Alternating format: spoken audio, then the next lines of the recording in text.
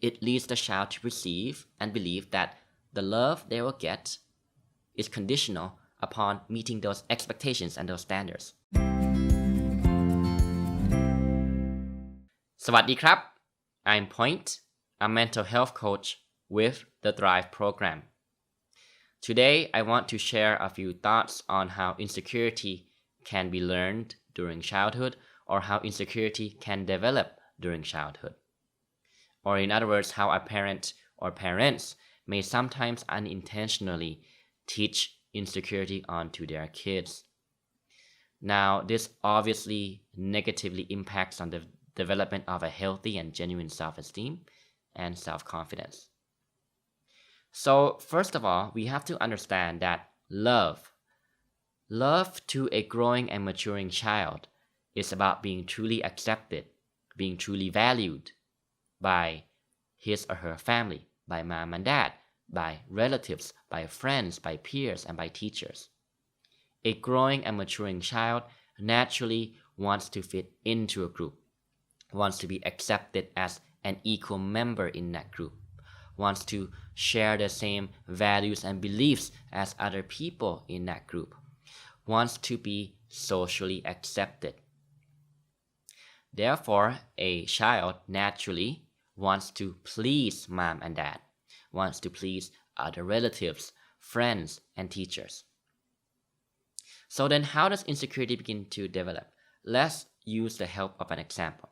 In example number 1, let's assume that we have parents or a parent who is highly socially anxious, who has a high degree of social anxiety.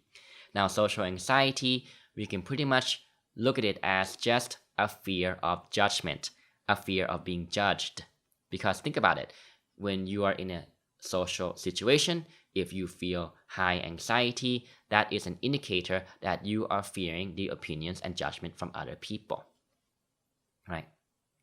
So, a parent or parents who have a high degree of social anxiety will likely fear being judged as being bad parents.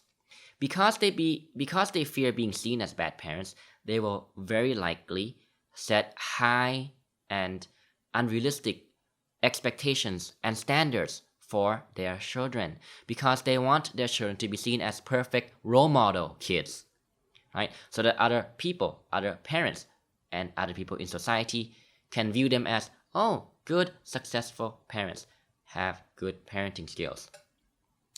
Now, you can begin to see how this can develop into a problem because if you put that together, on the one hand, socially anxious parents who have high expectations for their children, high standards, and on the other hand, we have a growing, maturing child who naturally wants to please mom and dad, you can begin to see that the child very quickly comes to believe that the love that he or she will get from mom and dad is conditional upon meeting those standards, meeting those expectations. Therefore, the child begins to be afraid or fear other people's opinions and judgments because anything that is seen as a mistake or as a failure or anything that may lead the child to believe that he or she is not good enough will very much cause a lot of emotional discomfort because that child has now learned to associate that if I'm not good enough, if I don't meet these standards and expectations, then I will not get the love, acceptance, and validation from mom and dad. The child begins to fear judgment from other people. The child begins to learn to be socially anxious as well.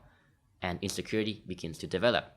The child begins to perhaps become very critical of himself or herself, very judgmental of himself or herself. And this is how insecurity is often passed from one generation to the next. Okay. Another example is how a socially anxious parent or parents who have high social anxiety, because they themselves fear judgments, they will likely convey consistently, and they do this without being aware of it, they will likely convey on a consistent matter, in a consistent way, consistently convey to their child that the opinions of other people, the judgments of other people are very important. This suggests to the child that other people have power over their lives, that other people's opinions and judgments have power over their lives, right? You can begin to see why a child will also learn to become afraid or fearful of the judgments and opinions of other people, and therefore develop social anxiety and insecurity. Because this child begins to develop a very harsh criticism of himself or herself, always fearing that he or she is not good enough, because that will be a threat or that will lead to the loss of love and acceptance from mom and dad. Another example is socially anxious parents or parents who have high social anxiety. They often display this fear in social settings, right? Because they fear judgments from other people themselves, they often display this in social settings.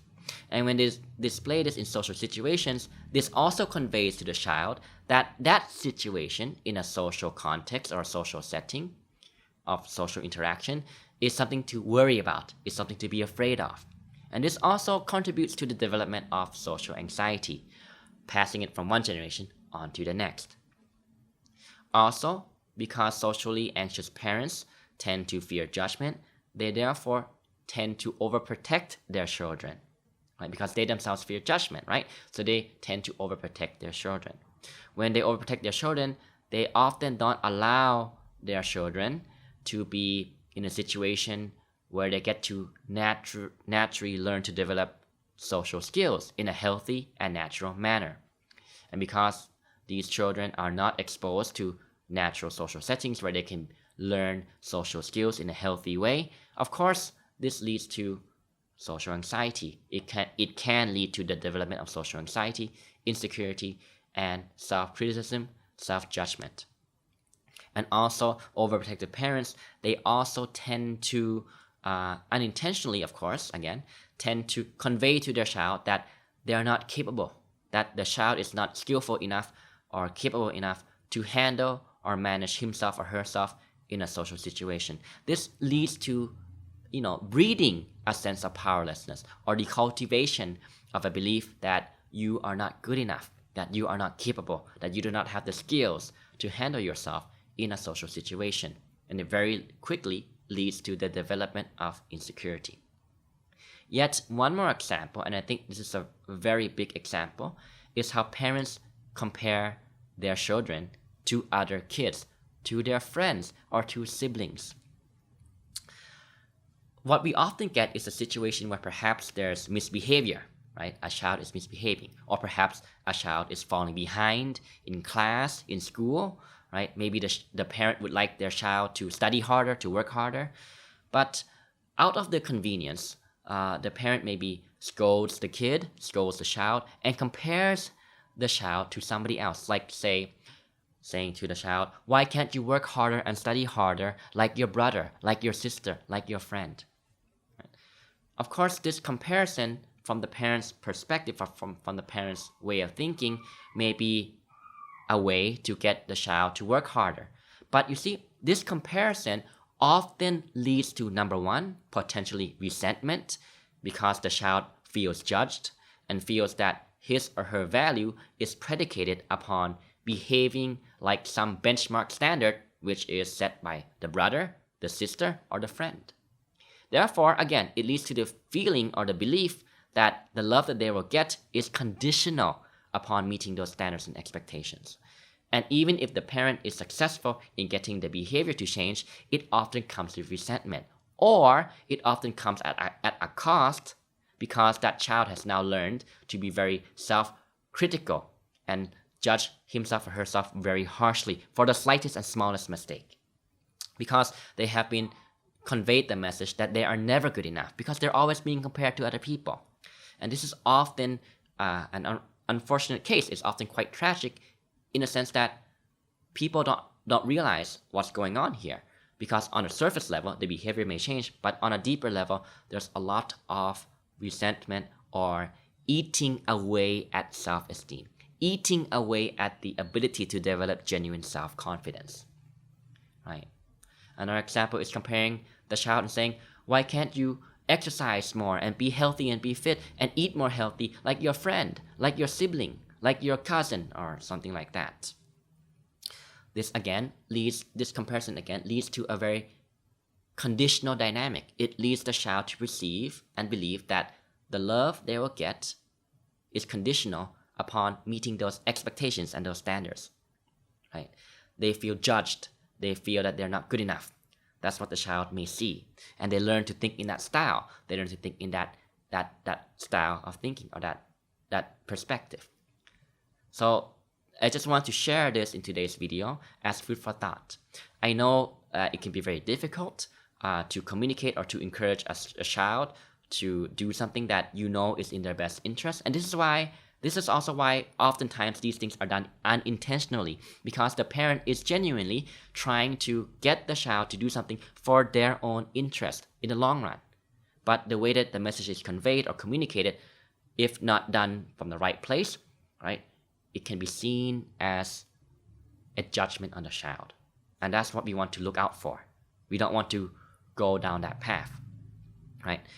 If you are successful in getting that child to change his or her behavior, but that change comes at a cost because that child has learned to change that behavior from a place of fear and worry about being judged, then the cost often outweighs the benefit for sure.